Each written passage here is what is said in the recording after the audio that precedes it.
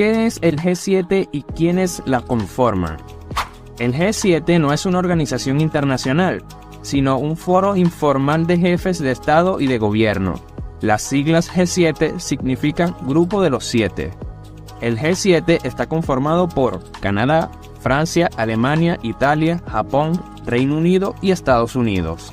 Además, la Unión Europea está representada en todas las reuniones realizadas por este grupo.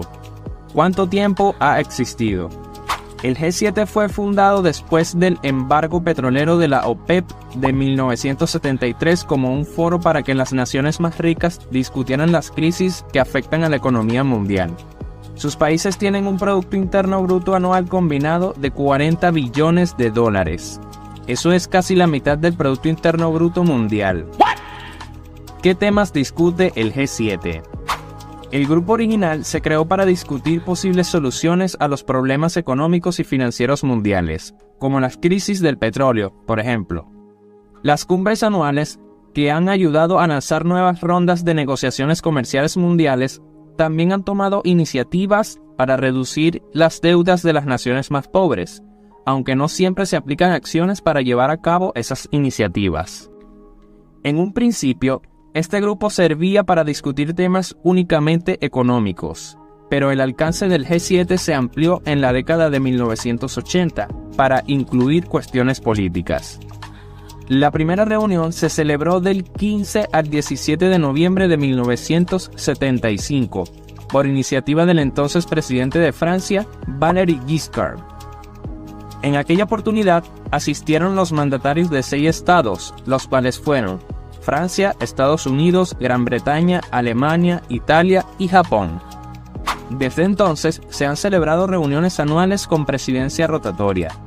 Ya para el año siguiente, en 1976, Canadá fue admitida por el Grupo de los Poderosos.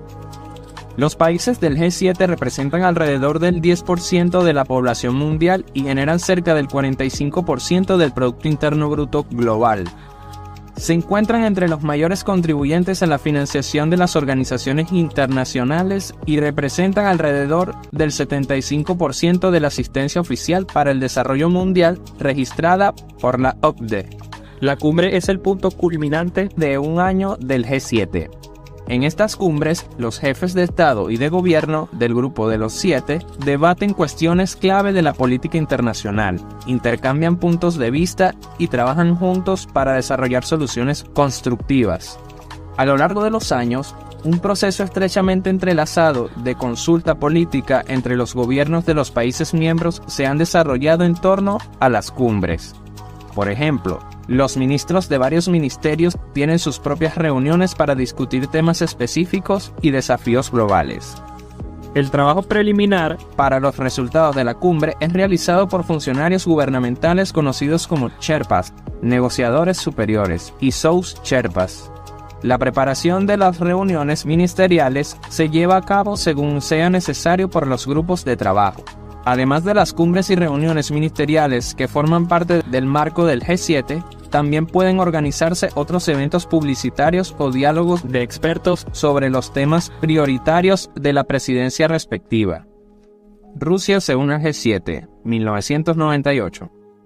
Desde 1991, el Grupo de los 7 pasó a convertirse en los 8. En aquella época, las reuniones se llevaron a cabo en el formato 7+1, es decir, 7 miembros estándar del G7 más la Unión Soviética y luego Rusia. Oficialmente, la Federación de Rusia se convirtió en miembro del G7 en 1998 y el club fue nombrado G8 o Grupo de los 8. No obstante, el 3 de marzo de 2014, los países del G7 decidieron expulsar a Rusia de la agrupación debido a las acciones rusas sobre Crimea y Ucrania, por lo que la coalición volvió a trabajar bajo el formato del G7, es decir, el Grupo de los 7. En el año 2020, el entonces presidente de los Estados Unidos, Donald Trump, propuso volver a incluir a Rusia al G7, pero otros países participantes no apoyaron esta idea, en especial Japón, que siempre ha tenido discrepancia con Rusia. Rusia organizó solo una cumbre del G8, la cual se llevó a cabo en los suburbios de San Petersburgo en el año 2006.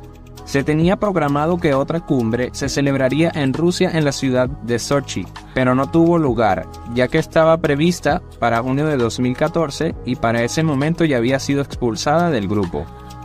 Participación del G7 en el conflicto de Rusia con Ucrania. El 24 de febrero de 2022, el día del inicio de la operación militar especial en Ucrania, los líderes del G7 celebraron una reunión en línea, en la cual condenaron las acciones de Rusia hacia su vecino país.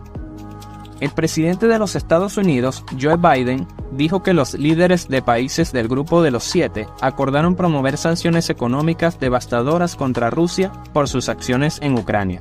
El 24 de marzo de 2022, los líderes del G7 se reunieron en Bruselas y, como resultado, pidieron y exigieron a Rusia que retirara las tropas y acordara una tregua en Ucrania. Sin embargo, el presidente ruso Vladimir Putin hizo caso omiso a esas declaraciones. Ante ello, los líderes del G7 impusieron sanciones sin precedentes a Rusia para destruir su economía, pero dijeron que no tenían quejas contra el pueblo ruso. Los líderes del G7 también anunciaron que harían todo lo posible para llevar ante la justicia al presidente de la Federación Rusa. Arquitectos y partidos de esta agresión, incluso el régimen de Lukashenko en Bielorrusia, por sus acciones contra el pueblo ucraniano. No obstante, las sanciones económicas contra Rusia pase a haber afectado considerablemente al país euroasiático. No fueron suficientes para forzar al gobierno ruso a que retire sus tropas de Ucrania.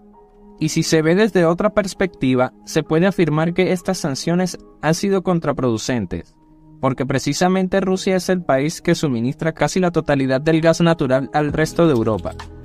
Al sancionarla, entonces ningún país puede comercializar directamente con Rusia, y eso implicaría dejar de comprarle combustible, lo cual es un recurso crucial para el mantenimiento de las medidas y grandes industrias europeas. Ante ello, los países europeos como Alemania, Francia, Italia, Reino Unido o España han tenido que racionar el uso de los combustibles para evitar que se agoten las reservas que tienen disponibles.